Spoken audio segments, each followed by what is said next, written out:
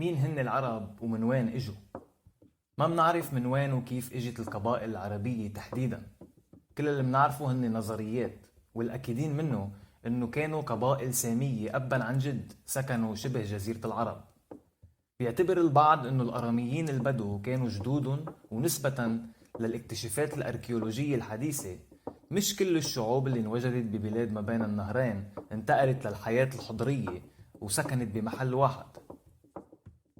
في كتير قبائل ضلت تواكب هجرة الحيوانات، ويبدو انه في قبائل بدوية اتجهت صوب الجزيرة وشوي شوي بلشت تستوطن هالمواقع، انما حافظت على المظاهر البدوية.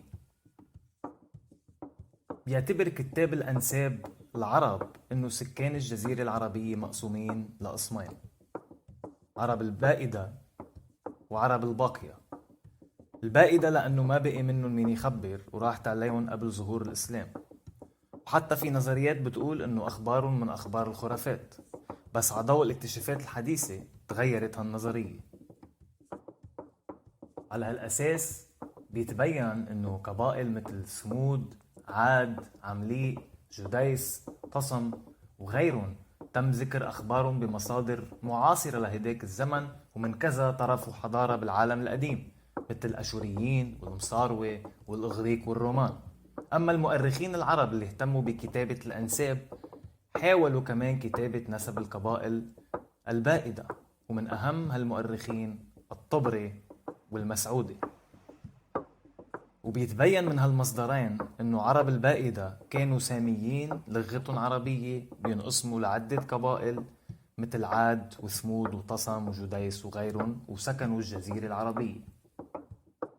أما عرب الباقية هي القبائل اللي ظهر الإسلام وهي كانت موجودة، وهن مجموعتين وعلى الأرجح بيعودوا اثنيناتهم لنفس الأصل. المجموعة الأولى القحطانية، ومعروفين بعرب الجنوب، وهن سكان اليمن أي الجنوب، وكلهم بنو قحطان، وهن القسم اللي كان أسرع بالانتقال من الحياة البدوية للحياة الحضرية. وأهم قبائل هيدا القسم سبق